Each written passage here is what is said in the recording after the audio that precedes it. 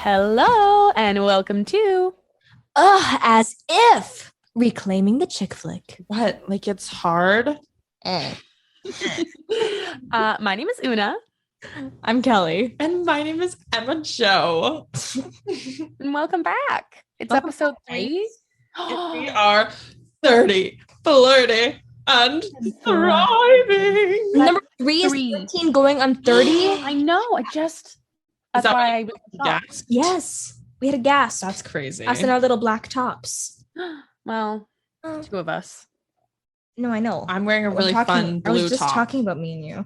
Oh, okay. We're wearing a fun Mine's blue new. top. It's from Zara. Yeah, it is. Posh spice over here. For those of you who can't see, which is everyone, she is wearing a blue cable knit. It's like an electric blue, ribbed, sleeveless sort of turtleneck moment. Ooh. I think it's cuter than how I'm describing It it. has like pearlescent. It's really cute. buttons. Yeah, It's like a collared turtleneck almost. It looks great. Yeah, like you can. And it makes me look skinny. Not that that's important. The Zara order came in for you. Yeah. And it was successful. Except my perfume was on it. Oh. Oh, Oh, it was not in it? They left it out? Left it out. That's the second time that's happened to me in the past. Do you complain? I will be doing that, yes. Thank you. Yes. I will go full Karen on the asses. Oh my gosh. You can go full Una, which is just saying, hi, I'm unhappy with the service that I received. Please make it right. But you don't have to get mean about it. Yeah. That's what I do after too many years in customer service. Yeah. Yeah. We've been outed as Unas. As soon as. Oh. It was like Una's, and I realized I just started doing. Anyway. So we kind of thought you guys listening just may not know us. Who knows? You may want to. So we're gonna start just showing you little bits of ourselves. One piece it's like strip poker. It's like auditory sensational strip poker. Exactly. Yeah. So Una had this fabulous idea that we would just share more. And that includes today. I don't know if any of you are, astrology hoes like some of us might be. But we wanted to share our big 3. Maybe that'll influence the way you think about us. Maybe it won't. I kind of hope it does, because I would like to see maybe a comment that's like, oh my God, that was so of her. So true. Or like, oh, I thought she was a Gemini, but she's actually Yeah. We're keeping the mystery alive by going, nah. Without further ado, who would like to go first? Let's go in alphabetical order. Emma Jo, you go first. Oh my God. You want to put me last? I do. Oh my God. Hi, my name is Emma Jo, and I am a Virgo sun, Taurus moon, and a Scorpio rising. Thank you. I'm Kelly. I am a Sagittarius. Yes, you are. I'm a Sagittarius sun, a Leo moon, and a Leo rising. What? You couldn't have been more Any of Hello. true to your chart. Yeah. All right. So I don't know if you guys remember in episode 1 when I cried 6 times. If you do, this won't be a shocker to you. I'm a Cancer sun with an Aries moon, and also a Scorpio rising. Would you believe it? Would you believe it? Yeah. So that's us. That's a little more information you now know about all of us. Yeah. And it will maybe inform. No, I don't care if you're not into astrology. I don't want to hear it. I don't want to hear about it, okay? Don't give me that, because I'm having fun. Yeah. And it's a great tool for introspection. And that's all you need to take from it if you want. I don't want to hear the nonsense. I don't want to hear the complaints. And Yeah, we're not here for you to criticize us. yeah. I'm having fun. having fun. And I think liking astrology goes hand in hand with liking chick flicks. So I would reevaluate that if you like one and not the other. Just saying. Yeah, I feel like And if you you know listen what? to this podcast, like you probably know at least your top 3. I think if you don't like chick flicks and you don't like astrology, you don't like yourself. Wow. Yeah, that's right. Went there. Hello, listeners. So this week meticulously voted for by you, the listeners. Ridiculously. I don't know. It's not meticulous, I guess. It's just, it is what it is. Voted for. Just voted for in a regular way. Is 13 Going on 30. Yeah. A classic. So exciting. Yeah, it's a really good movie. And I really enjoyed myself. And let's get into it. You want to hear? Also, it's the first day of Pride Month, and happy Pride. That's all. Happy Pride. Pride Month. Happy This will June. be released on the 7th day of Pride Month. Yeah, so I hope is the Sabbath Ooh. of Pride. I hope that is that what Sabbath means? Not to make myself sound like a bimbo. I was born and raised with no religion, and Sabbath to me is religious. It's like the 7th. On the 7th day, God rested. Good for him. Sabbath is like the day of rest. It's the day The grind never stops. So it's the day you go to brunch, I guess. Would be the Sabbath of Pride. Yes, very true. well, yeah, Yes. that I'm all here for. Regular Sabbath is a no for me. Mm-hmm. Anyway, Would you like to hear about who worked on this movie or what? Yeah. yeah, absolutely, I would. Okay, so this movie, 13 Going on 30, was directed by, by the way, 2004, just so you know. I believe. Yes, 2004. It was directed by Gary Winnick, who worked on Bride Wars and Letters to Juliet. Very good. Cool. Screenplay was by Josh Goldsmith and Cathay Yuspa. Sorry. They're a writing team, and they also wrote the What Women Want and What Men Want movies.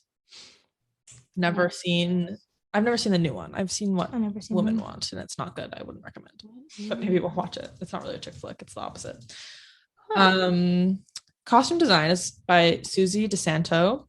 And she has 50 costuming credits, including Miss Congeniality, all of the show Nashville, and she also worked with Jennifer Garner on the new movie Yes Day. Woo woo. Oh, yeah. What a strange concept for a movie. I know it's not what we're here to talk about. It was really cute. I don't know. I've seen it. I didn't do this research, but my guess is that it's based off a parenting book. I believe It is. That's what I think. That's what the whole concept of Yes Day is. Well, I've seen like BuzzFeed videos about it. Yeah, Aren't genius. I a genius for picking up on that? You're smarty. Smarty Smarty cake. Excellent. Anybody else? Every time I'm like really like to give credit where it's due. The production design is done by Gareth Stover, who worked on 17 Again, Christmas with the Cranks, and Dynasty, the reboot. And it is starring Jennifer Garner, Mark Ruffalo, Judy Greer, Andy Serkis, and Krista Allen. Krista B. Allen. Does she go by B? I don't think so, because when I Googled, I did not see the B. Oh, I just was watching the credits and it said Krista B. Cute little girl thing. Who is she? That's the little girl. Oh, She's famous on TikTok now. She's 30. She's almost She's finally 30. Almost 30. She's turning 30 this year. Isn't that stupid? November. Isn't that insane? She was at Aquarius? I'm I'm Googling. She might have been early November. I don't remember. Ugh. Poet and not even know it. When? What's her birthday? November 11th. She's not a Sag. But yes, that's really exciting. Is that she's turning 30 this year, and I think last year was like earlier this year, Jennifer Garner and Mark Ruffalo reunited in an Instagram post. So a big year for us. For us fans of 13 Going on 30.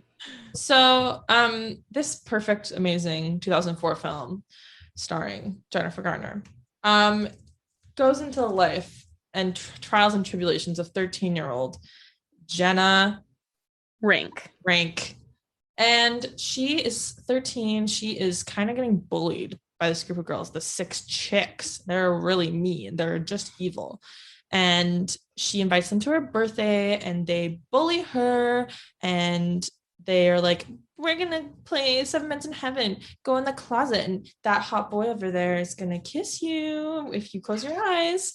And so she does. She goes in there, and then they all leave. And then her BFF from childhood, Matty, he comes downstairs, and mean girl, what's her name?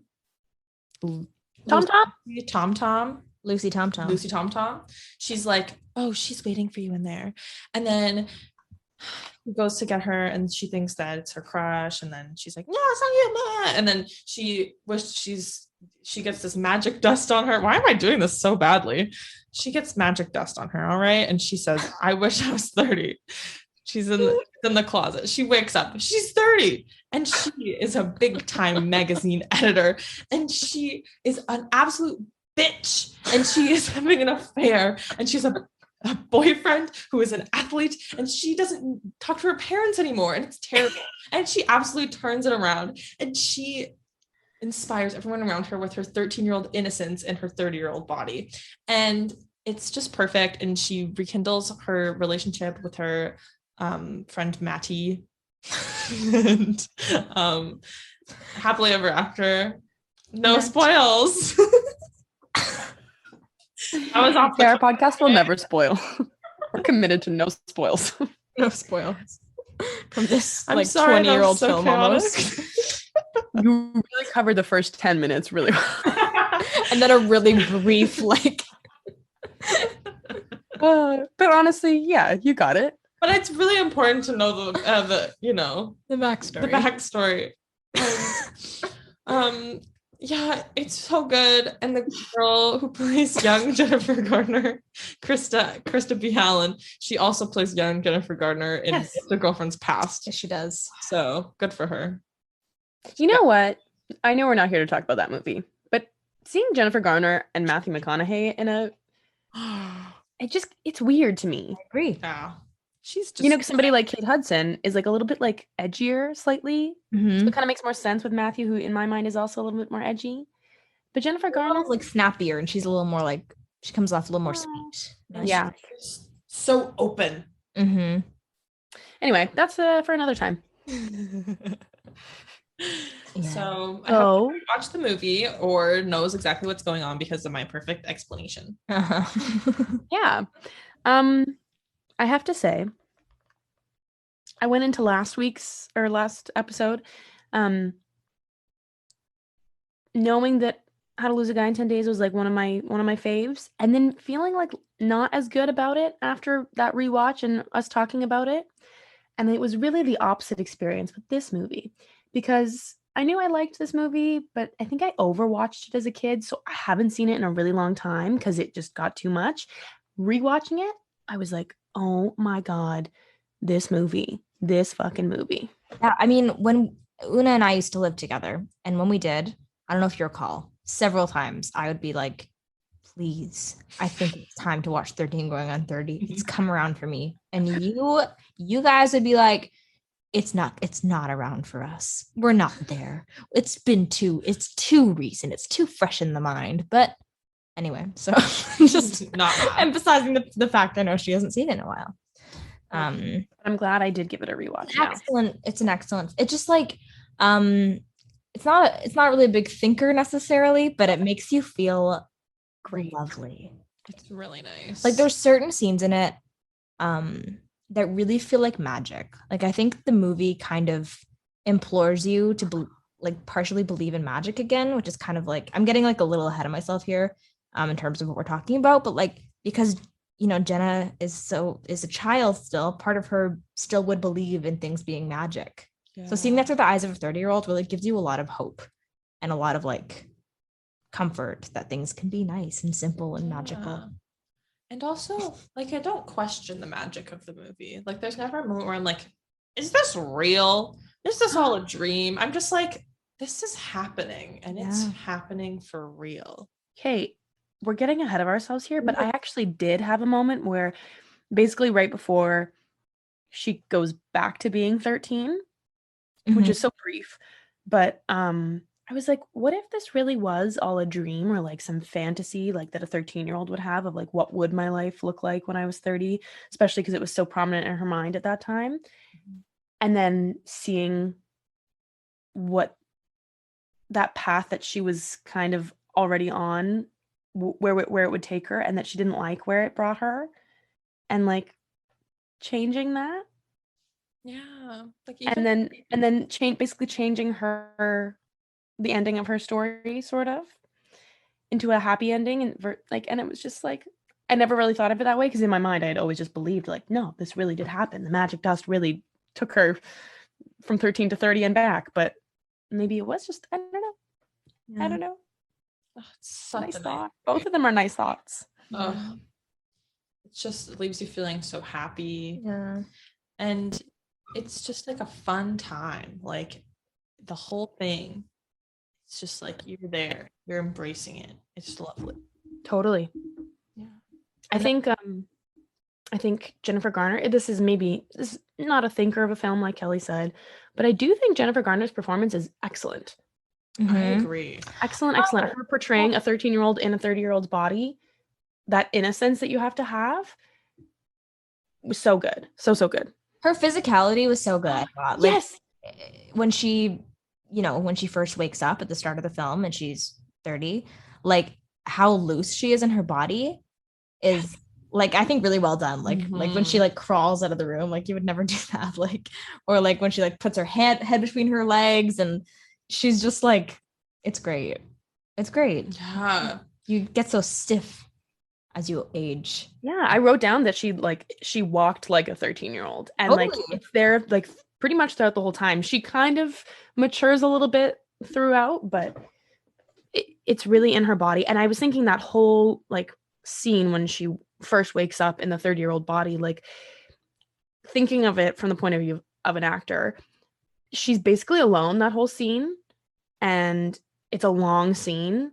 And some of the lines she has to say, I was just thinking about it. If I just saw that on a script, I would be so frustrated because it's like, what's happening? Oh my God. Oh, wait, what? Like those kinds of lines that are like kind of throwaway lines, and it's awkward to say to nobody, but she did such a good job that I was like it made me think like, I don't think I could do as good of a, I mean, not to be like, I could do better than Jennifer Garner, but I was just like, I wouldn't know what to do with that scene if I was just given the script. And I was so impressed with all the choices that I'm sure she made. For sure. Yeah. And also like how she evolves throughout the movie, like because like at the beginning, like she's so 13 and like the whole way through, like she maintains it in such an interesting way that it's not like it doesn't get like tiring where you're like, oh my God, she's so 13. Like she kind of like gets used to it and almost like accepts like this is her life now. And it's just, I don't know, yeah, it's just such a like that's what I've noticed with rewatching all these movies so far is like some really stellar performances that I never really gave credit to before. Yeah, because people don't think that chick flicks will have any of those But they're great not performances. They don't get recognized for that. Yeah, but there are some. We're here to reclaim it. Yeah, like the challenge of being a 30-year-old woman playing a 13-year-old, or like, and I read today that she actually hung out with a bunch of 13 and 12-year-olds before filming. I saw that too. Which is cute. Interesting. Where'd she find them? All I think of is that scene from New Girl when they have to find the like little brother for Winston. Oh yeah. When he's getting his interview for a cop or like the home check, and Coach just drives to this like school or park and just tries to pick up a child. That's what I picture Jennifer Garner doing in preparation for this film. They're like, he's like, just never mind. Stranger danger. I'm like a full grown man, like a 40-year-old man. Oh my God. Yeah. So how do we feel this movie shaped us? I would say this movie is, I actually remember the first time I watched it, which the other two I didn't, but this one I watched for the first time at family Bible camp. We had a spa night. What? She's like, yeah, kind of. We had like a big spa night with like all the moms and daughters, and all of us were like in nice PJs and doing our nails and drinking cocoa and having a sundae bar and watching this movie. And it was so nice. It was just like the most magical time. And that's probably why I remember it, because it was just like a great experience, and I've seen it a lot. And I think like a lot of it has I think generally very positive messaging that like really stuck with me. Definitely. Yeah. That's lovely. Yeah, that sounds really nice. It does. Should we do that? Yeah. Okay. I feel like maybe my experience with this movie was like similar, where like my mom and I, when I was little, we used to like kind of do that, but just the two of us, where we'd like get in our jammies and like she'd paint my nails or something because I'd always bug her to paint my nails. And we'd have snacks, and we would like always have our little movie nights in her room because we lived with my grandparents for a while. And I had like my room upstairs, but she had hers downstairs. Like she had the whole like downstairs of the house.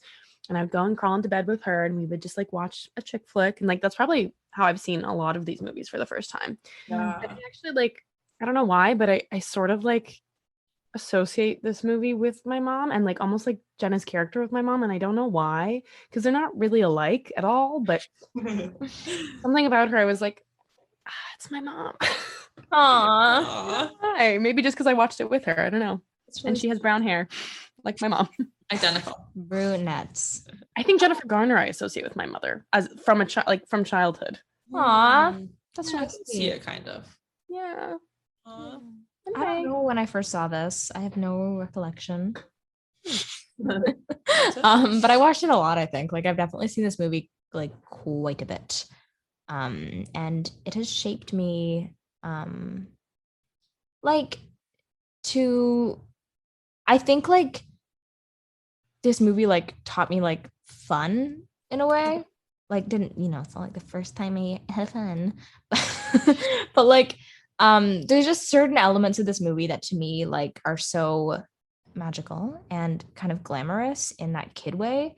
Like that like really have stuck with me and give me a really specific feeling when I like rewatch it again. Like when she goes to the party and she goes into her closet for the first time, and I Want to Dance with Somebody is the song, and that whole montage where she like gets ready like a kid would in a big closet like that. Like she puts on like this fun dress, and she puts on like the hot pink lipstick and her hair in little space buns, and she's just like, like goes out the limo and like in the sunroof, and it's like I don't know. I almost feel like that scene shaped me. Like I'm someone who I am very moved by glamour and the getting ready process.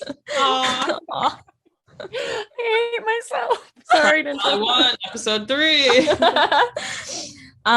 I've always just been really drawn to glamour and getting ready and transformation and stuff like that. So I think like seeing a scene like that as a kid made me feel like, oh my God, like I want to do that. I still want to do that. I want to wake up 13 and 30-year-olds, like a 30-year-old fashion editor's body, and have the walk-in closet and have the shoes and just like do what I want. Try alcohol for the first time and drop a pineapple in someone's drink from up like the ceiling. Like, it's just, I feel like a lot of just like the motifs and the messaging of this film shaped me. Yeah. The nostalgia meter. What do we think about that? Does it hold up in that way? Like, or like if we still watch it for the first time today, like what would it be? I think it's pretty good. I think it holds up pretty well. I think Like so. holds up, but like I think if I saw this movie for the first time today, I would still really like it. I think so too. Yeah. I think it's just really, I mean, like maybe take off like one point just for the sake of it, but Yeah, for the sake of it being quite an early 2000s film, but like that's, I don't know. It held up really well, I think. Yeah. I'd probably give it like a 2 out of 10. Yeah, me too. What would you do out of 5? No? Well, that's our final rating. Oh, Actually, I don't really remember. Nostalgia scale. I think out of 5, yeah. Oh, well, then I'll say 1.5 out of 5. Yeah, I'd agree with that. I feel like, yeah, it's lovely. Yeah. Yeah. It's so good. Yeah, I was gonna say I think as a kid when I watched it, I mean I was younger than 13. So I think it like sort of made me excited to be 13 and excited to be 30. Yeah. Like in a way, like it was just like, oh, there's like lots of things to look forward to and like fun parts of each stage of your life that are unlike other stages of your life. And now that I'm almost 23, like it makes me it sort of reminded me that it's like you can still have fun and you can still have those childlike emotions and feelings and that outlook towards life at this age, at 30. It made me like what I liked also is that like the way they lived their lives as 30-year-olds, like even before from the hints you get from like Lucy's character, like they're like very fun. I mean, okay, she's a kind of a bitch, but they're very fun. They go out a lot, and like they still seem quite like youthful, like not in the sense, I don't know. Maybe I'm making everybody who's over 30 seem to be very old, but it made me feel like, okay, 30 is not the end. No, I feel like that if I've gotten anything from like the content I watched growing up is that like 30 is good. Like I feel like most of a lot of shows we watched like growing up and stuff are about kind of, oh my goodness. So sorry. Are about like you're being 30 in your early 30s, and that it seems like a time of life. I mean, I'm just speculating on 30dom. Is like it seems like a time of your life that like mixes like stability with fun. Like you said, kinds of stability. I mean, depending on how you live your life, some people are becoming stable now, which is crazy to me. Shout out to those people. But you know, I think for most people it's like you're not totally grown up, but you're kind of getting there. Yeah, maybe this movie was kind of like, I do get the sense that before like the 2000s the messaging kind of was like really like you're 30-year-old, and that obviously like the tagline of 13 going on 30 is like 30 and flirty and thriving, and I think that was like somewhat, I mean, could be wrong, but like that feels like somewhat of like a newer idea that was now like ingrained into us, and now it's something I've like looked forward to, but like it kind of made aging less terrifying. That was embraced more by pop culture at that time. When I was a kid, I thought it was 30, flirty, and driving. That too, though, right? Like you can drive. Wouldn't that be so cool? You can finally drive at 30. What if you had to wait till 30 to get your driver's license? Olivia Rodrigo would be irrelevant. Yeah. Oh my god. Yeah, she would be. Or she would be like, why are you writing such personal songs at 30 years old? We'd be like, how did you get there? God. Yeah. So what do we think remains relevant about this movie? Well, this is our second film so far featured in the Thank You Next spectacle. Oh my god, I totally forgot. Didn't you? How could I forget?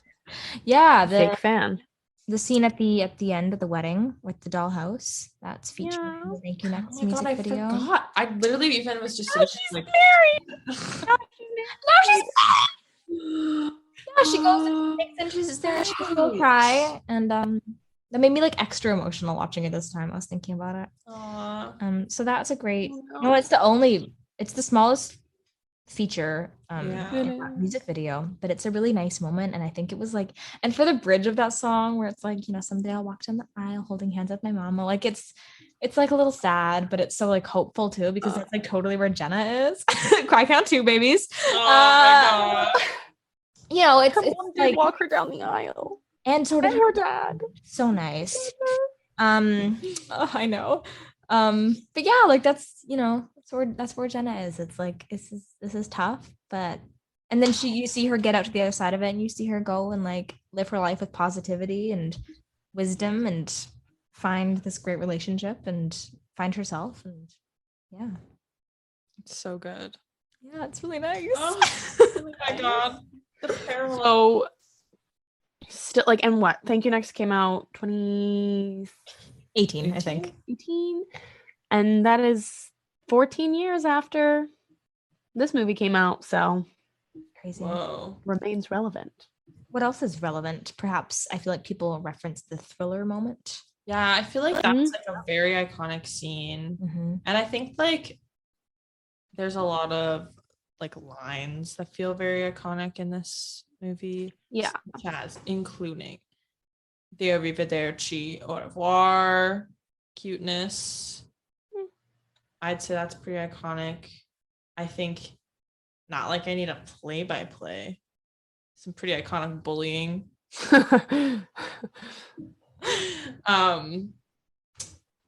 And I also think the fashion is super iconic. Yeah. I think for me the quote that probably stands out the most is 30, flirty and thriving. I did use it as an Instagram caption when I was in 4th year, and I said 4th year flirty and thriving. Oh my God. No. And also I feel like if you just think of the age 13 or 30, think of this movie. Yeah. Similar to like Taylor Swift's song 22. You turn 22, you play that song. Better watch this. Turn 30 maybe, and you watch this movie. I don't know. I did see a tweet like a couple weeks ago that was this girl who said her younger sister is turning 13 the same month that she is turning 30, and she was like, please have a 13 going on 30 birthday party with me. Oh my god. She doesn't. Oh wow, that'd be amazing. But remember the like pot calling the kettle black part. Oh yeah, the one that like stuck in my head, like rang in my head. She was pretty good with Lucy with her little lines, her little comebacks, her little snarky moments. She's pretty good with them. Yeah, she is. I do like about the not that I need a play thing. I really liked when Jenna said it, like to Maddie, and she was so cruel, and I was like, oh my, I was like, oh my god, now I can see like how she ended up down the path, because she does have that side of herself that she pretty easily slipped into, and that was interesting. I never really like thought about how cruel she was in that moment, like easily cruel. Yeah, I think that's like a really like relevant part, and like a part that will stay relevant probably forever, is that like that how honestly they portrayed being 13 or like being a teenager who wants to be popular or who is popular, like with the 6 chicks, and kind of changing yourself to fit what you think people want you to be. Yeah, and like that'll always be true, and you'll always like every teenager ever is going to go through a moment of that, and even older, but you really see her change who she is, and you see Maddie like stop recognizing Jenna. And it's really sad. Yeah, it's a moment of like, you know, literally repeating something you've heard by someone you idolize, and then getting that validation from them when they like laugh at it. That is like affirming, and you're like, okay, this is how I behave to get what I want.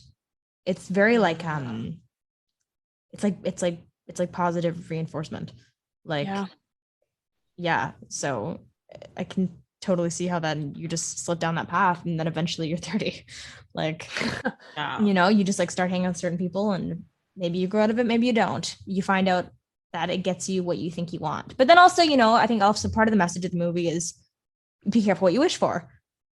Absolutely. Yeah, like, you know, you think you want to be popular, you think you want to work at this magazine, you think those are the things that'll make you happy, and then they're not all they're cracked up to be necessarily. And well, they're not all they're cracked up to be when you're missing, or when you're not being completely honest with yourself, because maybe that's not actually exactly what you want, it's what you think you should want. Yeah, and you end up compromising your values and your morals to integrity, fulfill a fantasy.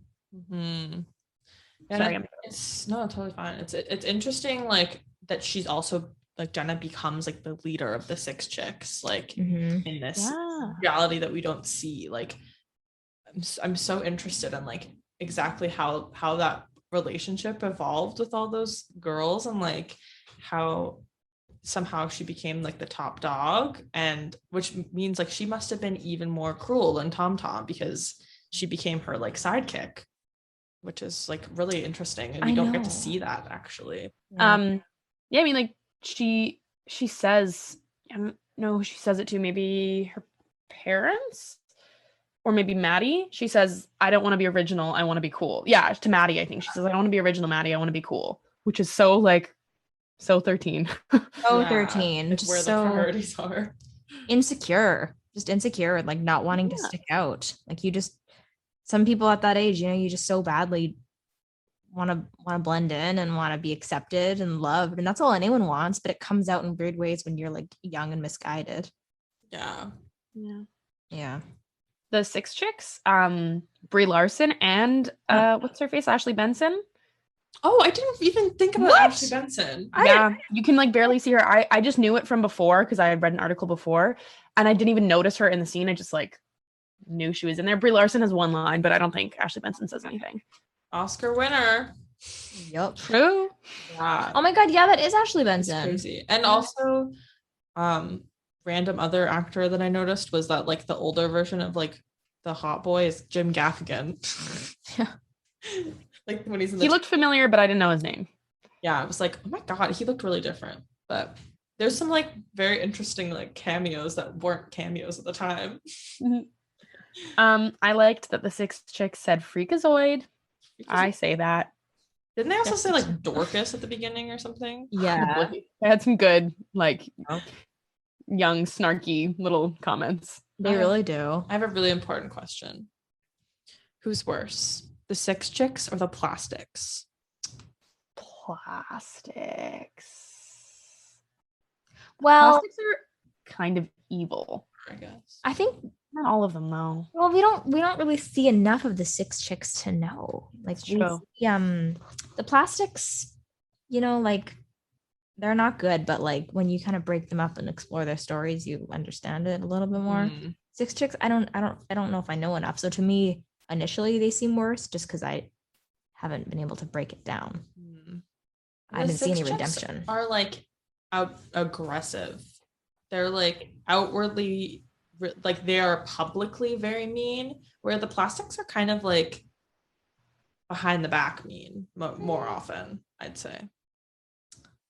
And then like passive aggressive to people's faces. Maybe. Tom is like fucked up. Like I wrote down that she's like not just mean, she's the next level. Like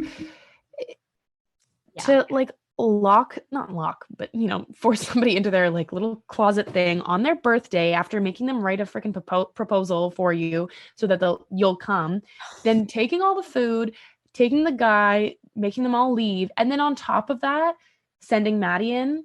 Like it's just all like she didn't have to go that hard, but she sure fucking did. It's vile. I would love to see her origin story. Yeah, her villain origin story. I actually feel like adult Lucy like isn't as bad. Like she actually doesn't really do as much. And this is maybe controversial but brave of me, but like of what she actually does when she's older, like she did that whole magazine thing because like Jenna was she was no good before. Well, she was the one who was actually like trying to make the magazine go under.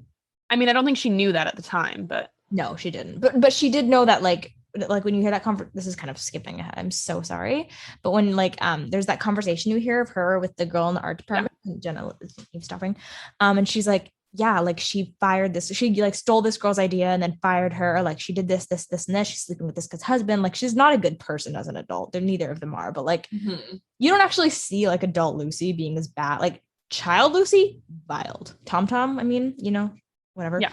But as an adult, I don't know. I don't think she's that awful. I think you're right. I think adult Jenna, before we see her as like adult Jenna, is worse. Like you said, she's having an affair and she's like firing people and stealing their ideas. She's talking to this other magazine so that she can get this promotion at a different company and basically just throwing everybody that she's currently working with under the bus. Like, yeah. And yeah, all Lucy really does is try to like protect her own career and realize that Jenna's not somebody she can trust or really wants to be friends with. I mean, they clearly have the type of relationship, type of friendship that's just kind of for show, which is same as the 6 chicks. Like that's what all that is.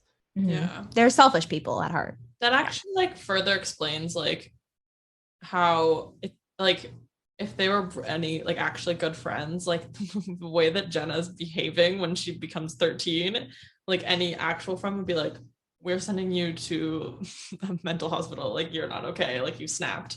But, like, Lucy's just like, oh, silly girl. Like, she's like, doesn't care because they hate each other. Yeah. Yeah. Fully. Yeah. Fully. I think we should touch on the fashion Emma Jo was going to, and then we got sidetracked. Yeah. Did it influence fashion? I would say fashion. I would say this is again like not very influential, but once again like really a lot of what she wears I think would be like back in trend today if the the waistline was just like 2 inches higher. Mm. Like really trendy outfits. Obviously, like her green, blue, pink baby The doll party dress. It's like so iconic, and I really love that pattern is like a blindfold, then the eye mask, then the dress. Like just really good design there. I think Good job, Susie. Is it? I think it's Susie. Let's see. Yes, Susie. It is Susie DeSantis. Yes, Thank Susie. you. Yeah. Yeah, I think that's super iconic. Also, like things like the baguette bags and the cardigan sets. But like once again, these are like just things that were just like really in fashion, and I think well encapsulated the time. Yeah, Yeah, I agree. Also, like I was thinking, interesting that like when we were growing up, the 80s was like really what we were inspired by, like the scrunchies and mom jeans and all that stuff. And now the 2000s are coming back. We're kind of living the like fashion cycle of the movie in our lives. Yeah. That's it. Yeah, she's, I think, hold on, 1987, right? Yeah. I think so. Yeah. Mm-hmm. Is that? Yeah, she's, yeah. So technically, Jenna Rink is like younger than my mom is. Wow. So Yeah, really right. Of course. yeah, being in high school in like my mom was in high school in the like late 80s, early 90s. Yeah. Right. Crazy. Whoa. Yeah, fashion pretty iconic, but I don't think it like influenced anybody to like dress like. I mean, I remember watching it being like, oh my god, I would wear that. Like as a kid, being like, oh my god, I want to wear like even her like first outfit when she like runs out the door in her pajamas still is like still like so chic. Oh yeah, the slip. Yeah, and then she's like, it's a little 90s of you. Like Yeah. Yeah, I love that look. Like, I can't believe that's just like an accident. Yeah. Quote unquote. This is one thing that not necessarily has remained relevant, but is kind of becoming relevant or was relevant. So Jennifer Garner was married to Ben Affleck. And did Jennifer Lopez date him after or before? I think before. After? Well, don't they have kids together? Which one? Ben Affleck and Jennifer Garner? Yeah. Yes. So I think Lopez was first. And Jennifer Lopez is on the cover of the magazine of Poise and of Sparkle, and the issue that they just released. Oh my god, I noticed her on it, but I didn't think about that. Oh my god. And now they're back together again. Yeah, exactly. So it's become relevant again. Also, I realized during watching this movie that the magazine in this, Poise, magazine in How Lose a Guy in 10 Days, Composure, they're just synonyms. Very interesting. But not necessarily cosmopolitan or anything. I think it's just like, it's just a one snappy word. And it's like about like keeping a certain way. It's like about like some sort of standard to hold yourself to. It is. I'm like keeping composed, keeping poise, like not keeping sparkle. Yeah. Yeah. What about the soundtrack in this is like a needle drop every minute. True. Yeah, it is. It's true. Really good. Yeah. Which always reminds me of Glee. Vanilla Ice, his dance to that. True. I remember when I first saw that and I was like, oh my god. I know. I think as a kid, I probably covered my eyes during that part. I was like, no, it's too much. Christian family camp was scandalized. I bet. Whenever that scene came on when I was younger, I was like, avert my eyes. Like, oh god. It's the sexy battleship striptease Vanilla Ice scene. Not that scene again. It's quite tame actually now looking at it. It really is. It's quite short. It's pretty funny. Yeah, it's very short and it's just silly. That guy is so cringy. I hate him so much. He's so cringy. Yeah, he's something. Yeah. And what else we got? We got Love is a Battlefield. So good. So good. Jesse's Girl. I Want to Dance with Somebody. Vienna. Thriller. Oh, Vienna. Yeah, Vienna was one that I forgot was there, and I was like, oh. And it got me. 80s hits. 80s Yeah. hits. Yeah. And Thriller is probably the most iconic. Yeah, I feel like if you think of this movie, I'd probably think of that one first, and then I'd probably think of Love is a Battlefield. And I Want to Dance with Somebody. Like those are stand out the most to me. Did you? I wrote down. I was like, literally, I'm just so disinterested in movies that don't have a musical dance number. Oh my god! And there's 2. Better. Well, more than the 3 if you count the little closet getting ready montage, which isn't really like a number; it's just herself. But I love a montage. So good. I know, and it's just like, why would you not want to see that in a movie? Right? I don't know. It reels you in. Hook, line, and sinker. Joyful, and it makes me like, it just makes me feel good. Why would you not want that in your movie? Heartache to heartache we stand.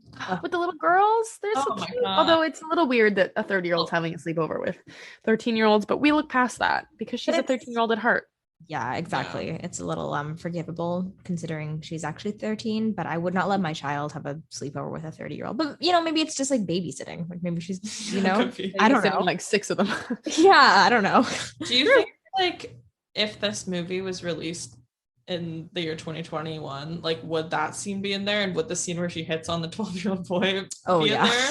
Like I think the sleepover would be fine. I think the hitting on the little boy maybe not. Yeah, like it was hilarious. Yeah, I mean, but I don't think it would make it. It's one of those things that like you suspend your disbelief, not disbelief, sorry. Like you have the dramatic irony of knowing that she's 13, and like that's part of like, not part of, that's why that's funny. Yeah. So like I could see like a case for it, but it's also sort of like, I think like it's really not that bad. Like Lucy even points out, she's like, whoa, like exactly. Like, I don't like they acknowledge that it's a weird like and bad thing, but also like she is 13, her brain is 13, and she sees the world as a 13-year-old, and like it's also fiction. It's like that is not nearly as bad as Big. Oh my god, yeah. Like dates a woman. Oh yeah, right. And then she kiss him when she's young? I don't know. Yeah, this is really not that bad. It's not like anything happens. She just goes over and says, I think you're cute, and then gets pulled away because it's weird. And I think it's fine. Yeah, and she's like, oh, the man. Oh, gross. He's gross. Like, which is also like, glad that this like 13-year-old at heart is not like, idolizing this like older man. Like in her mind, that's how she is, and that's who she's attracted to because that's how old she is. Yeah. That's actually like a really good part of this movie that could have gone in a really bad direction, but because there are moments of like the 30 who everybody thinks is a 30-year-old Jenna having to be put in these like sexual positions, not literally sexual positions, but you know what I mean. Yeah. Like when he does his little striptease and wants to bone, and she's like no, and runs away, and like when the very first scene that she's 30, when he's like get back up here and like I want to be in the shower with you and all that stuff, but the most sexual she ever actually is her kiss with Maddie, which is like the same, it gets mirrored at the end when she goes back to being 13, and it's so like it's such a just nice innocent kiss, but it like nothing ever happens more than that, which is really important because even though she's I mean again it's all fiction, but like you don't want to over sexualize even a 13-year-old in a 30-year-old's body, and it's with someone that like she in a way perceives to be 13 as well. Like she almost would perceive him in the same situation, like you were this and now you're this, and I was this and now I'm this, and like I feel the same, like I feel like we're at the same sort of situation. That's so interesting. I've never really thought about that, but it really takes care of her. Like the movie is like doesn't take away her innocence ever. Mm-mm. Like obviously there's situations like with that like man she's having an affair with and stuff that are like stopped because she's like what the heck is going on, but like I'm really glad that her innocence is never really truly taken away than like anything further than what you would see in like a PG-13 movie basically. It's they did a really good job of that, especially like for 2004. They probably could have gotten away with more, and they didn't. I think this movie like holds up really well, like in that way. Like I mean if someone listening like can flag something that I haven't, like let me know, but I didn't really flag anything that I deemed to be like problematic. I think the one thing which wasn't like awful, but wasn't great, was like Lucy makes, when she's giving her presentation, she makes like, it's all about like death, and she says like fashion suicide, but it's also like not real, it's fashion, like it wasn't even, that was like the only thing that I really caught my eye, and even that wasn't really that bad. Like, no, I didn't. in my opinion anyway. I don't know, maybe I missed something, or maybe that was worse than I thought it was, but I don't know. I mean, it was very, that almost to me like is kind of like the 90s fashion reference sort of thing. It was very that like, heroin chic and like it was intense and edgy, and but like, which isn't great, but it also like it was what it was at the like, like, and they don't like depict it as a good thing. Like they're like, oh, this wasn't good. Yeah, they're not like, yes, we love this. They're like, this is stupid, and we're gonna go with pictures of random people instead, which is really I think the only like lack of representation, which is going to be a trend, like we said, that we'll see across all these movies, and there really is like there's nobody. In fact, like I kind of was like laughing to myself in the like class of 2004 picture, because it's like, it's just so like, it's like quote unquote diverse, and it's still like just so pale, and like one old lady. I think there was one black guy, I think. Maybe. That was the only time, because I think it was like when I was looking at that scene that I was like, oh my God, yeah, like, no, I know, nobody. This is a movie set in New York, which is like a very, very diverse city, and it is not depicted that way, and it's so interesting. I know, like almost all the media we've consumed from this time is like so white, and it's just so not accurate to how the world is, especially like in America and Canada. It's just not what you see. And anyway, but we know that, and that's like you said, Una, it's that is going to be a trend in these movies, which sucks. And hey, we're 3 white people talking about it too. There's it doesn't end there. Yeah, and like if there is like apart from that, if there's something in this movie that you, the listener, were like just noticed, let us know. I'm curious. The only other thing like that we could touch on like in this section is that like, the fact that they work in a fashion magazine, like compared to How to Lose a Guy in 10 Days, which is also a fashion magazine, like the imagery surrounding standards, like beauty standards, isn't even really like, it's not really at the forefront of this movie. Like, even though like obviously young Jenna wants to be like those models, and was it her mom that makes those aren't people, honey, they're models, like that kind of stuff is like obviously like really depicts like the mindset of that industry at the time, but it's not too like in the way that How to Lose a Guy in 10 Days was like really shoving down your throat, like you have to be this way.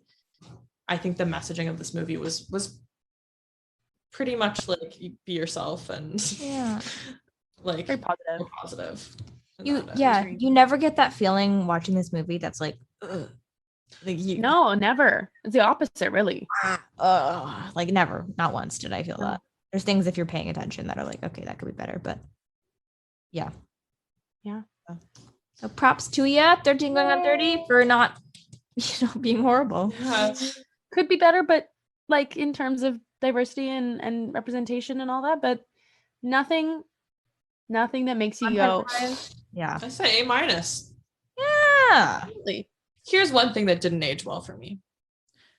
The little boys that were supposed to be the hottie boys that she had a crush on were all just like so like, what? Like, why are those the hot jocks? Chris? Yeah, like they were just like long hair. Like, it was the 80s, baby. Yeah, it was all 87. It wasn't supposed to be 2004 hot like teens. It was supposed to be 87 hot teens. Yeah, times have changed. Yeah, like so many like of like the men people date in movies and shows from this time, like in Sex and the City, every single guy, pretty much, most of them anyway, are like, oh my God. The guy that she points out in the bar, He's still is the older not guy. hot. Yeah. He's Not not at all. hot. He's not attractive. Her boyfriend is okay, I guess. I didn't think Not he was hot at really, all. but Yeah. like passable. He's kind of like, oh, probably his only appeal is that he's a professional athlete. Yeah. I say he's a big himbo. He is such a himbo. Oh my god. He's like a golden retriever himbo. Yeah, he really is. True himbo. What do we think about Mark Ruffalo as a romantic lead? Because I don't think this is like one of the few, right? Or maybe the only. It might be his only romantic lead. Yeah. From what I remember. I think he did a good job. Like I fall in love with him during this movie. Like I'm not like he's a hottie, but the more that she falls in love with him, the cuter he becomes. Yeah, I agree. Me too. I don't think he's like hunky, but he's like the kind of guy you want to see yourself with, one day. Like, yeah, like you said, like the more that she falls in love with him, the more you do. Yeah. Wow. Yeah. He's very careful with her and kind and like yeah, it's just like a lovely experience. Like that's the kind of it's just nice. It's like it's a true friend. Yeah. Yeah, it's just like, especially right from the beginning when they first get reintroduced to each other, reunited, like he could be such a dick to her. And it's like that scene, that moment in that scene where he closes the door to unlock it. She thinks he's locking it. And she's like, oh, fuck. And as the audience, you kind of think that too. Like maybe he's just like, which you couldn't even blame him for because she was so awful to him. Mm-hmm. But then he unlocks it, he lets her in, and he's like, he could be such an asshole to her, but he isn't right from the beginning. Like they didn't even use that as like a point of tension in the movie. They just like right away he was basically like welcomed her back in. And that shows like that their connection was like really honest. Yeah. And he missed her. Yeah. Yeah. It's nice. Should we do some quick fires? I think we should. Let's do it. Pow.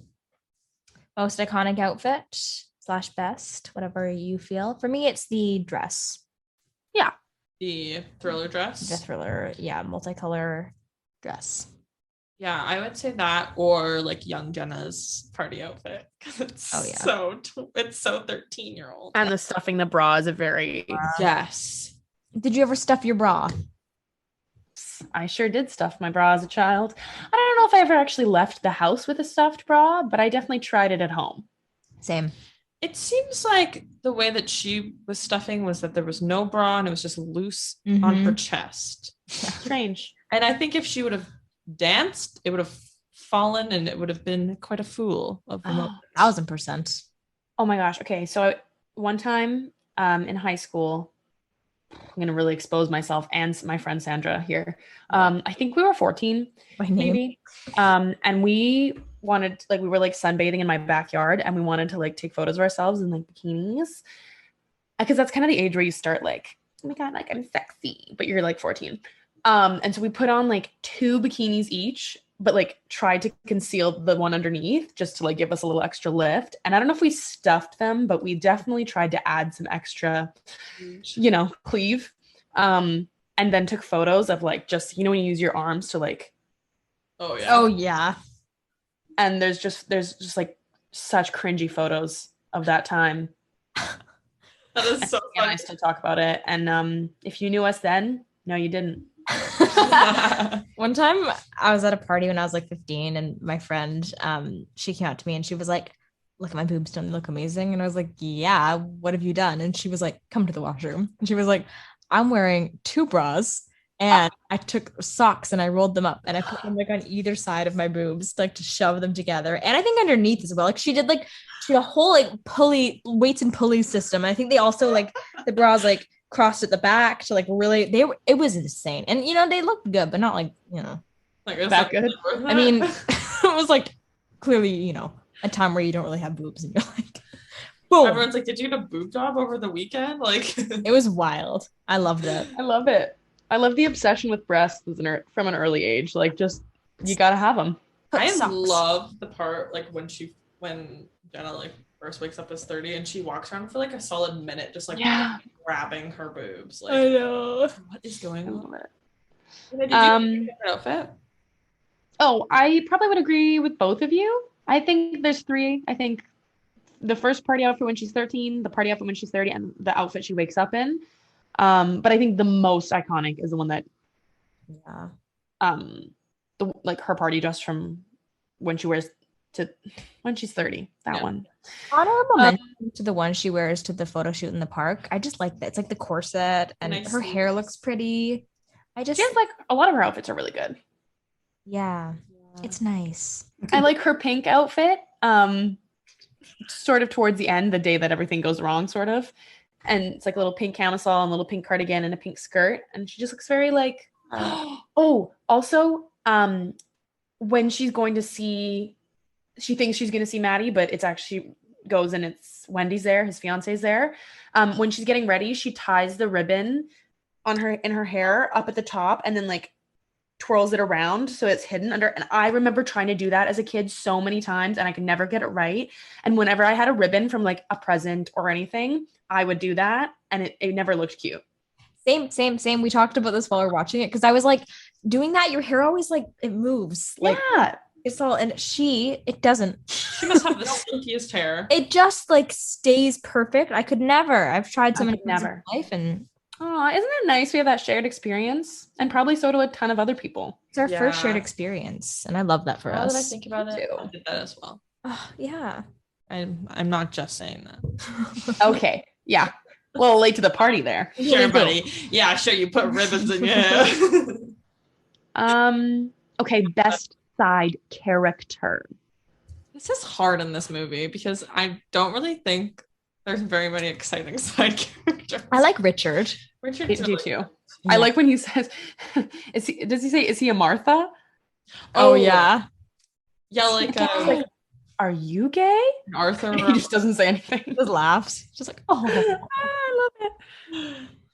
Yeah, I like that. I like him. I also like, I think Lucy, like Judy Greer gives a good performance. I don't really like Lucy, but yeah, it's a good performance. I agree. Also, little Tom looks like the casting in this movie is incredible because Krista Allen looks exactly like Jennifer Garner would as a child, and whoever plays little Tom looks exactly like Judy Greer would as a child. It's very well done. Yeah, I would say out little Tom. I would say young Maddie is like, I don't understand what they were thinking there. Quite honestly, like they don't look alike to me. Yeah, it was a little more vague. It's the one I see the least. Especially, I think mostly it's like because he has like long, straight hair. Mark Ruffalo has short, curly hair. Yeah. So I can't get past it. It's the one I see the least for sure. Yeah. I kind of get it, but it's, of the three, like that one's the least like spot on. The other two were like so spot on. I read that Judy Greer didn't think that the girl looked like her, but I like. Really? I think they could be identical twins. I agree. I love me some Judy Greer. Are there any other side characters that we are fond of? I liked her assistant. She was I forgot about her. Yes. Yeah. Great. Yes.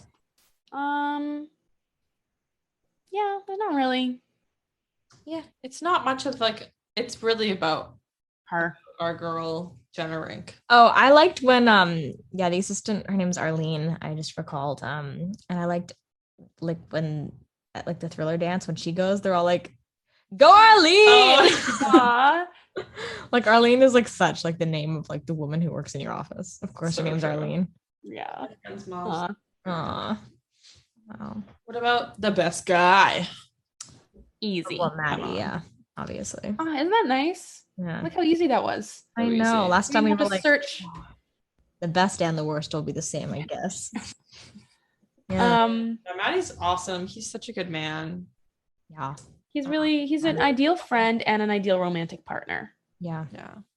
I agree. Worst guy?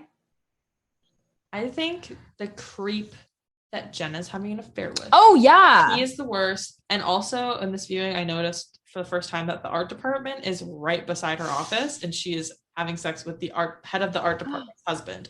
They are sharing a wall. A stone's throw away. That is crazy. That's really gross. It is. That man sucks. And I guess Jenna did, but we don't know her. We don't know that, Jenna. We don't associate ourselves with that, Jenna. No. Yeah, he's the worst. And he is also just like gross. Like he just gives you bad vibes. I don't know why you would sleep with him. Sorry to that man, but he's not attractive to me. I agree. And the way he talks. It almost seems like revenge. Like she's like why would she sleep with this man? I don't know. Like, does she hate the woman from the art department? Is she just that bored, or like she might just not have any fulfillment in any part of her life and need to so true. You know, like maybe it'll make her feel better about herself. We don't know. We have no idea what was going on with her. Yeah. Favorite scene / moment? Why do you look like that? Because I have one. Go ahead. I feel like I kept talking first, so I was going to see if anyone else wanted to. Do it. Yeah, go for it. I was going to say the scene at the park night when they're kissing. Oh yeah. And they have a nice little chat. It's just so magic and cute. It's a really nice first kiss. I love it. Because it's got that childlike innocence, which is like the best part of a first kiss. Of Allah. You know, that would have been her first kiss. Probably, right? I don't think she had a kiss. Definitely. That was her. I never thought about that. I remember. She gets kissed at one point. By like the gross guy. Does he actually kiss her? I can't remember. Yeah, he walks up to her and kisses her, and she's like, "Get off!" But that's after. Oh, I think. Oh, God, I think you're right. Actually. No, it's a really nice scene. Yeah, it's really really like nice. It's really sweet. Does anyone else have a favorite, or is that our mutual fave? Go on. No, please, you go. Oh, I like Thriller. It's always good. I mean, I've said my favorite scene really is. I think I want to dance with somebody. I just it brings me serotonin right to the brain. I love that. I think the scene at the park when they're in the swings, definitely a big one. I really like just like kind of it's not even a scene, but the part of the movie when they're doing the like photo shoot for her presentation is just like, it's kind of a montage. It's really nice. Yeah. I do like that. Me too. Also, I really, really love the magic dust. It's just perfect. It looks like I've never seen magic dust look so correct. It makes me feel some type of way. I love it. I've always loved it. That watching it sprinkle, like really, I believed it as a kid. I was like, that is magic, and where can I get some? And I still feel that way. That is magic, and where can I get some? Where is the store, Maddie? Get it? Send me the directions to the store. Like, it's so. Yeah. I also just like a moment I like is when she's like outside the office with Lucy right after she wakes up 30. And she's like, say it, like, you're Jenna, you're a big time. And she goes like, I'm a tough bitch. I just really like that. I also really like that line as like really clear exposition. She's like, I am Jenna, I am a big time magazine editor. And you're like, okay, we know what's going on in her life. Yeah. It's just like it's like heavy handed, but perfect. It's a good way to do it, I think. Yeah. It's like, get a grip. Who are you? Yeah. It's lovely. I think actually the part when she goes back to her parents' house and she like she's kind of reenacting the like 30, flirty, and thriving in the little closet, and then also she like crawls into bed with her mom because she's scared of the thunderstorm. It's just very like one of those moments that reminds you like you're never gonna not need your mom. I made a TikTok a few months ago that was about that scene, so if you haven't checked it out, check out my TikTok. It's at Cal Music. Shameless plug. Absolutely shameless. It's to Vienna, and I'm like, you weren't here. You were still back home, and over Christmas, and I was boom in the closet while Vienna played, and God. The caption is like recreating that scene from 13:30. So if you haven't checked it out, and if you're really interested in seeing my TikTok, once again at Kel Music, thank you. Give her a follow. One more moment, which actually kind of to me falls into Emma Jo's favorite category, which is like best / favorite shot. Best shot. And one of mine, and one that I noticed was when they're at the beginning, when they're 13, they kind of pan out and you see Matt go into his house and you see Jenna go into hers, and they're literally the boy and the girl next door, and it just sets up their love story from the very beginning, and it is just very well done, I think. Oh wow, I like that. I wrote that Favorite down. shot. Yeah. What about you? Favorite shot? My favorite shot was when Jenna and Maddie's hands linger in each other's hands. What is that? It's like, I think like the first, it's like early on in the adult storyline. Oh my God. I don't remember the exact moment, but it's so beautiful and it reminds me of Pride and Prejudice. Thank you. Oh, wow. Kelly, you have one? No. No. Wow. Wait, let me look at my notes really quick and see if I do. Oh, you know what? Okay, this is not my favorite shot, but this is something I noticed. At the start of the film. I never noticed this before. She wakes up. She's 30, loose in her body. She's going through her mail, and one of the envelopes is from Sparkle magazine. Are you serious? Maybe two. Like one or two. I noticed that at the start. Oh my. She's like going through the stack. God. In the corner in the top left. Wow. Kelly. Yeah. You're a genius. Yeah. And I guess whoever did that. It was me.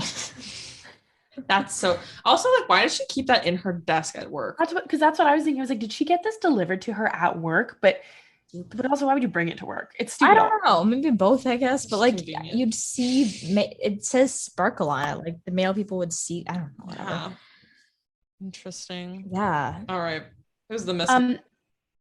Oh no. What were you gonna say? sorry. I just wanted to briefly talk about the dream house because we haven't yet, and it's very. Oh God, you're right. How dare And I think it needs a moment, and so here I am giving it its moment. it's beautiful. Rick Springfield's in there. Yeah. Maddie's there, reminding the creep to keep his hands to himself. I think that's what he says. Took that full body photo. I love she's in her bubble bath. Maybe that will help to help us decide what her astrological sign is. God. Maybe that's an insight. She likes to relax and take baths. Also, Fashion. I saw this article that was like critiquing this movie, which was really annoying, and I hated every critique it made. And I would like to call out whoever wrote that and say you're an idiot. Get him. But one of their critiques was like, "How would Maddie make this? It's literally it's a like existing like plastic house that he just fit out with personalized items. That's not like he woodworked it. He didn't actually build the house. He just personalized it, basically. I feel like, how did he get these woodworking skills? Yeah. That's like it's not made of wood even. He didn't, you dummy. Yeah, he got This is the paper. same as the people who don't believe in astrology. Like, just like enjoy something for once. You know? That's like Don't write a thinking whole about it. breakdown article about I don't wanna amazing movies. I don't want to read your think piece. No. About Think. no. Stop thinking. Is that what this is? A think piece? Is that what our podcast is? No, this is just it's just Joy. an emotion. Just guys It's an being emotional dudes. reaction. Everyone deserves to hear. Yeah. I never want to think again. So I don't think. Yeah. Okay, Miss Ma'am. I got one. Oh my God, who? It's Richard. Thank you. Oh. I was just gonna say Lucy. Yeah, I think Lucy too. I think Richard is. Well, Richard but he doesn't turn any looks is the thing. Oh. Emma Joe likes to differ. Emma just said those suits though. Facial hair is interesting. Yeah. I can't believe like Andy Serkis's like filmography is just really strange. I don't know what else he's been in. He's like typically like a, what do they call it? Like a VFX actor. Like he's played like the little guy in Lord of the Rings. He's like all of the apes in Planet of the Apes. Like my God. He's not really like as much of like an actor. He's like he's a green screen like CGI character actor. He's in Black Panther. He's in King Kong, Lord of the Rings. He did a great job in this movie though. I thought he had a great performance. Like I think it's just so funny that he's like he plays like Smeagol, I think, or whatever. And then God. What? Oh yeah. Oh, this is oh my God. He's also in Flushed Away. Oh my God.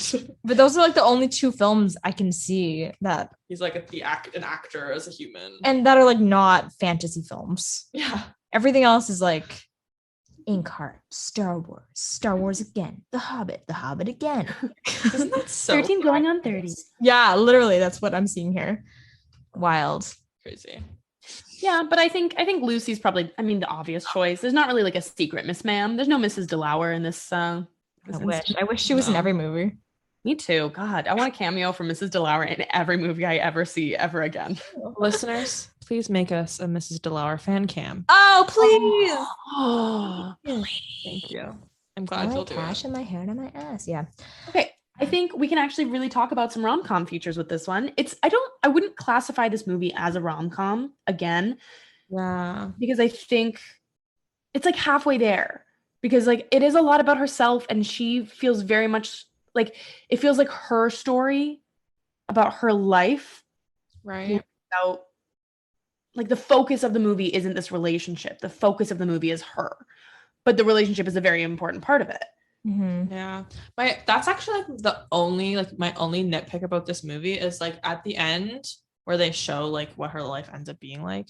It's only about the fact that she marries Maddie, and you don't get to see like, is she still gonna work for this magazine? Like, what does she do with her life? And that's like one thing I felt like was missing, which made it more of a rom-com, because the ending was all about the romance. That's true. There's no resolution for her career problems. Yeah. Yeah. Which I feel like I would love to know, like, because I don't think that her working at Poise was not necessarily like a bad thing about her.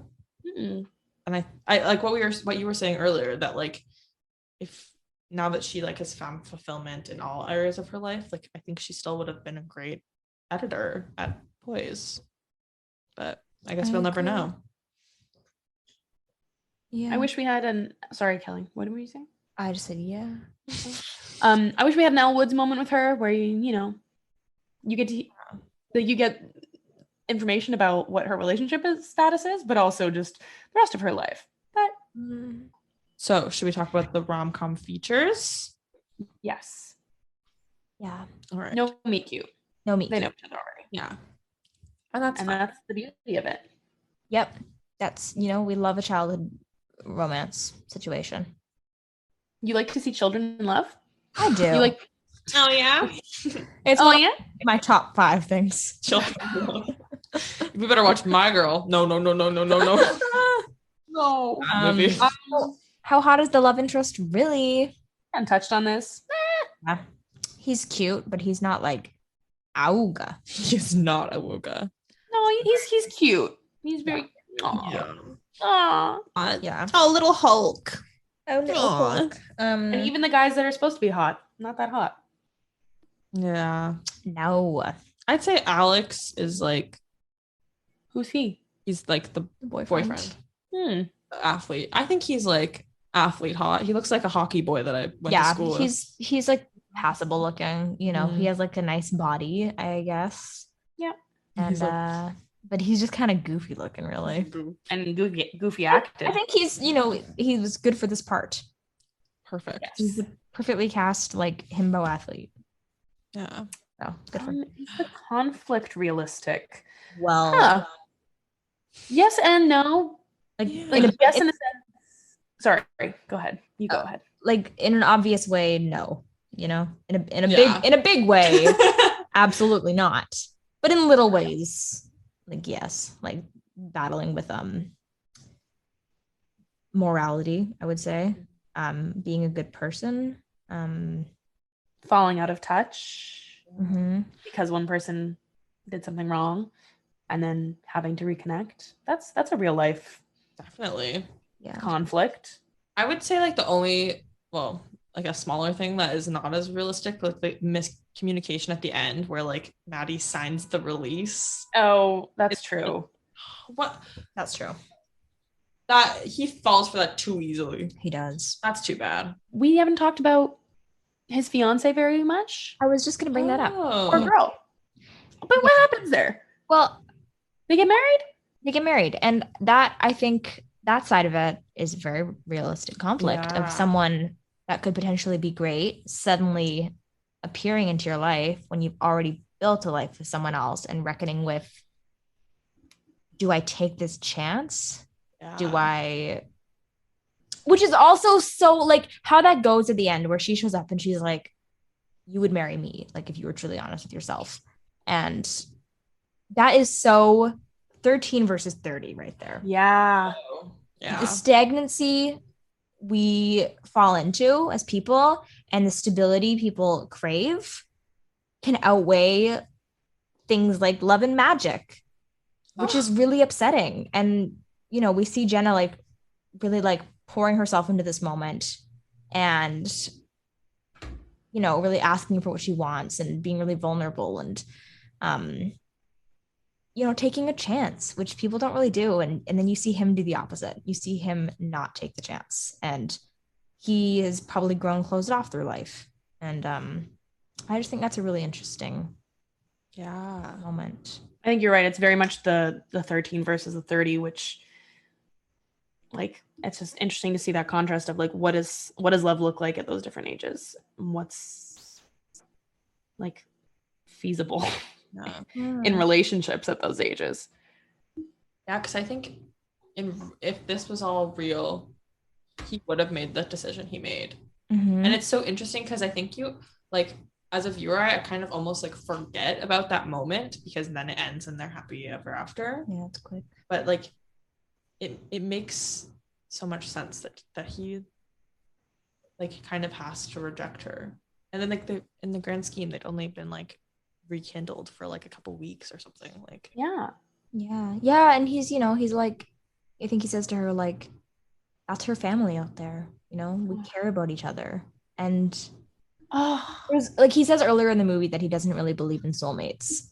And, you know, I mean, I think that's, I don't know if this movie attempts to disprove that by like putting these two together again, but I think it is, you know, also just like you can love someone and not really be them as your soulmate and like care about someone and choose to build a life with someone. And sorry, you can. God, I didn't really have anything more to say. I was gonna start fishing for words. Good. It just made me think like you can love somebody and not be in love with them and like really care for them and want good things for them and even maybe want to like be around them and have them in your life. And because I don't think he was in love with Wendy.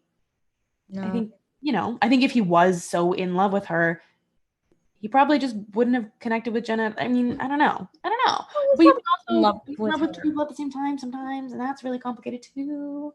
He was probably in love with her. I mean, it might not have been like that passionate. And we don't know how long they've been together either. Yeah. Like, they might have been together a long time and it's just kind of not as sparkly as it used to be. Sparkle Magazine, hello. But it doesn't really, I don't think it makes it less real. It's just like, well, I'm not going to leave this person, like this connection's great, but I'm not going to leave this person that I do love and do care about for a few weeks that have been really like special, but I don't know what's going to come of that. Like that's a really big risk to take. Yeah. It's an interesting take that you don't get a lot from a lot of rom-coms because it's just so focused on the big grand scheme, not the grand scheme. That's not what I meant to say. What's it called? Big grand gesture is what I'm trying to say. The grand gesture love moments, and where you don't really focus on the future, you just focus on that one, like when they finally kiss and meet at the end, and then it's the story's over, and you just imagine what happens. But yeah, there's very little focus on that in a lot of rom-coms, so it's interesting to see that come into play, especially in a movie that is so focused on like magic and love, like you said. Yeah, realistic conflict. Wow. Despite the fact that she was a 13-year-old in a 30-year-old's body. Yeah. That's really the most realistic part. Okay. I think I wrote down, I think this might be a perfect love story, possibly. Aww.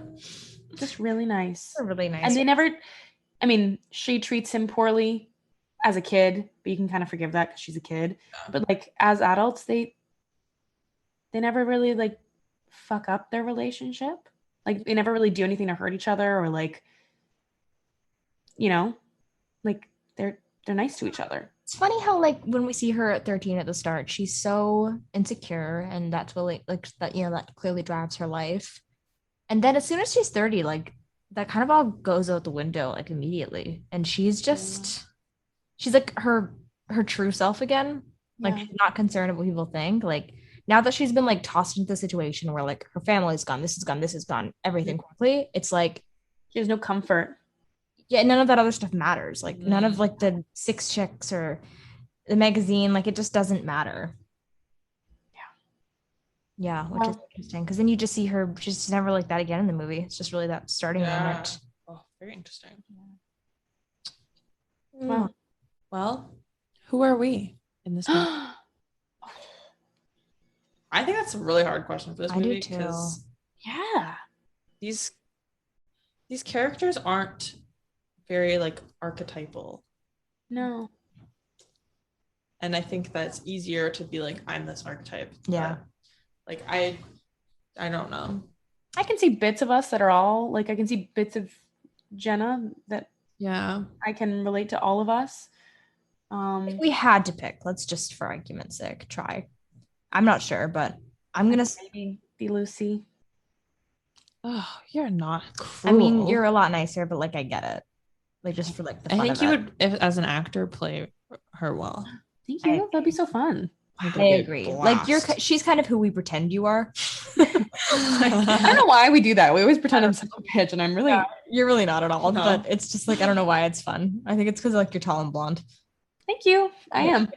Yeah, and it's just fun. But you're not like that at all. But I get it. I think I'm Richard, maybe. Yeah, I see that for you. He's a little anxious and flamboyant. Yeah. I won't waver. Sure. I do not know who I am. I wrote down that I'm the assistant, but I don't really think I am. And what? You think you're Arlene? No, I'd say you're pretty Jenna-ish. I think so too. Thank you.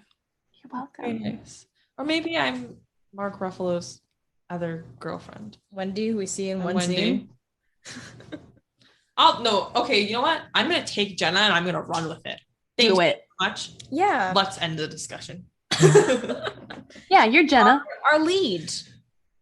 I'm the not Arlene. 13. I'm the fifth character, the city. The city. Do we want to try to like say what sign we think Jenna is? Yes. Yeah, go on. Do you have a thought, Una? Or anyone? No. I didn't think about it. I didn't either. I don't really off the cuff know much about the astrology. I just know what I am and I know what my friends are. Yes. And I would say it's hard because like she's innocent, but she's not innocent because she's innocent. She's innocent because she's 13. Yeah. Like so it's kind of hard because like her personality isn't like, I mean, they're still okay. Let's see. She is kind, but she's also cruel. I don't think she's cruel though. But we know that she has the capability to become very cruel because the rest of her life she's the top mean bitch. But what I get from this film is that could happen to anyone. Like that's kind of what the film tells me is that that's not like who you are because it's not who she is. And like as soon as she is 30, like she's not that person at all. It's not who she is. It's just like you can be however nice as a kid and you can be however nice as an adult. And I think like certain decisions can just lead you down a path you don't necessarily mean to go down. Mm-hmm. And you can unlearn that. That's what I get from this. I think she's still capable of it. And I think like not every person is capable of being like that, which is maybe something to take into account for like personality traits. I guess. I feel opposite. I feel like anyone could be. Because I feel like it just depends what happens in your life and your surroundings. I don't know though. Yeah. Yeah, interesting. I don't know. I feel like I haven't decided what I think about it. Those are two interesting options. You don't have to decide. I don't know. What do we think she could be? She likes fashion. She does. She almost like, okay, maybe because of the innocence, like I almost get like Libra-ish. I was thinking that like she, I don't know though. Maybe Pisces? I'm not sold on it. Like a Pisces with like a Taurus rising, like a Libra moon. Taurus was in there for me too, right? But I would almost switch it and give her a Libra rising because I think her. That's true. Okay, all right. She's a Pisces with a Taurus moon, or is she a Taurus with a Pisces moon? She might be a Taurus with a Pisces moon. Okay, Taurus. Yes. Okay, I agree with that. She might be an earth sign. I agree. For some reason, Taurus was kind of at the front of my mind from the beginning. Same. Taurus, Pisces moon, Libra rising. I think that's. Now, I have a question. Yeah. Because it's her birthday party. So would we be able to identify when her birthday is? Like, what time of year? Like, do we know when in school it is? School photos happened. That could be either the beginning or the end. I think that's the beginning. I think that's like September. Maybe she's a Virgo. Or a Libra. Libra. I could see her as a Libra. Sure. Yeah. Yeah. All right. I like our big 3 we gave her. Moon Pisces rising. I'm gonna stick with Taurus Sun, Pisces. I'm not sure. It might not be canonical. Is that how you say that? She's not necessarily fully formed in this movie, so it's hard to say. So true, bestie. Really hard to say. I don't know. Well, if you're listening and you know more about astrology than we do, which is not hard, let us know what you think. Yeah. It's also all speculation.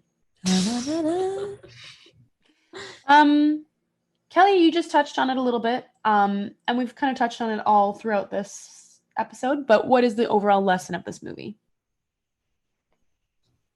Well, I take 2 things from it.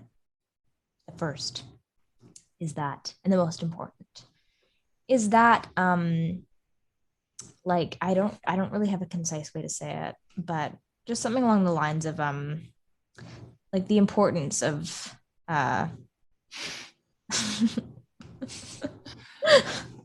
being earnest. No.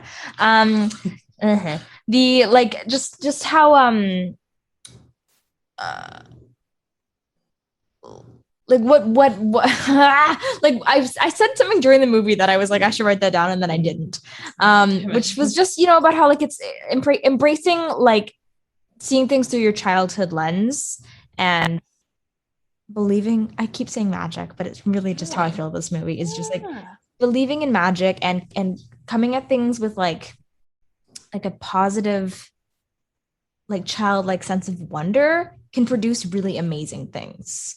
And like to try not to allow life to harden you too much, because so many fruitful things come when she is like kind and childlike and sees things as like good and wonderful. And that's like a really big lesson from this movie, I think. That's so true. I think one of my favorite parts of almost every chick flick and movie, like if you look at my favorite movies, like I think it's kind of like consistent throughout all of them, and it's true in this one. Like it, and as an artist, it's something that I really like. I kind of want to focus on in my work is like those moments of magic in real life, those moments in real life that aren't magic but are because there's no other explanation for how like wondrous they make you feel. And like when you fall in love, or you have like the most magical day in the sun with your friends, like Kelly, that one day that we had, like that was magic. Like I'll never forget that. I know. And the feeling of falling in love, and like just like those little moments in life that like they may not even be like huge moments, they're just the little things, and they feel like magic, and they are magic because there's no other explanation for how they make you feel. Like that is just like that's what I want in a movie. That's what I want in my life. And like this movie just does it does a really good job of it, of portraying it, I think. Yeah, I agree. I also think that this movie tells you that it's important to experience the tough parts. Like she skips this really tough moment of her life where this birthday party goes really poorly, and then you see you skip ahead and it's all like absolutely, it's like this hell alternate universe while she's like lived a terrible like inner life. And like, I think that's another lesson is like, don't waste your life wishing you could like skip the tough parts, because I mean obviously within reason, but like I've learned this a lot recently, like you really learn from your mistakes or like really hard things, and that's a really good lesson for a 13-year-old to learn. Yeah. Kelly, what was your other one? Sorry. Oh, well, it's sort of what I was saying before. It's just like, I think it also tells you that like anyone can go down any path, and I don't think it's what makes you. But I do think like you have the power to undo that. And like that's what you see. Like you can make mistakes and go down a path that sends you to somewhere that you're not proud of. But I think like part of what this this movie teaches is like, yeah, just like you can like unlearn these habits, you can change your outdo, you can like right your wrongs, you can do the work to do better, and you can ultimately be happier and be a more positive influence on those around you. Yeah. Like you And see I think like in the whole just you see that like in her whole every part of her life. Yeah. She changes the whole magazine based on that, based on like righting her wrongs. Yeah. I think another important like aspect of that is she shows that she's changed, like, and that's why she's able to make amends. Can you hear me? Yeah. Because like you know, if she just said to Maddie like, "Oh, I'm sorry," and then continued to be awful, like things wouldn't have happened the way that they did. But she really does change because it's her 13-year-old self, like, and like that's how you make it up to people. That's how you make things right, is by actually making those changes. Yeah. So, is this really a good movie, everyone? Yes. Yes, Yeah, absolutely. 100%. Really great lesson. Really great message overall. And just a really great movie. I love this movie. I think it's probably one of my favorite chick flicks. Yeah. And it's like good for like 13-year-olds to be watching. Like it has such a good message, and it's also good. It's good for 30-year-olds to watch because it reminds you. It reminds you to embrace the youthfulness and the magic. That's inner child healing. Like that's what they're talking about in therapy. They're talking about this movie. So true. Yeah, I think I definitely, like I said earlier, forgot about how much I love this movie because I watched it way too much as a kid, and then I got just kind of like sick of it. But going back to it after a long time, yeah, it's up there for me for sure. It's so good. Really good. So just like good. Like makes you feel good. That's why they call them feel good movies. Ayo. Should we give it a rating? Yeah. I would give this 5 battleships out of 5. Wow. Battleship Another board 5-star games. movie. Yeah, for me. I think I don't know if I should give it 4.5 or 5. Because I love it, and it's pretty much up there with Legally Blonde for me, but I still think Legally Blonde is maybe just a little higher up on my list. But I don't know if that, like, they could both be 5s, and yeah, they're both 5s. You know what? This is 5 razzles out of 5 for me. You're so smart. Got the razzles. Thank you. I would like to give it 4.75 pinches of magic dust out of 5. Aww. Aww. Aww. Yeah. Wow. What a good movie. Yeah, this was great. I really feel the way I did when the movie ended. Oh, yeah. Like, we both sat there and we were like, It's so it was nice. just For like half an hour. The feeling when you come out of a warm bath, you know? That's what I felt after this movie. Just like, and I feel like that now. Like just, I feel like I'm speaking softly and I'd like to float away on a little cloud.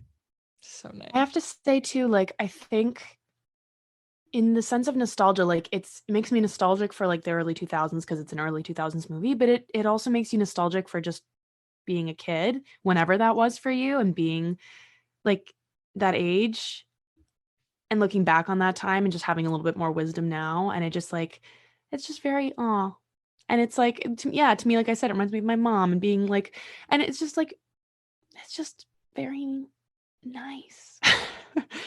Yeah. I don't know. It's nostalgic in a couple ways for me, I think. Yeah. I agree. Yes. I can't wait to hear what our listeners think. So please tell us what you think. Interact with us. The flood of messages we get is alarming, It's but we'll do our best to go through them. Yeah.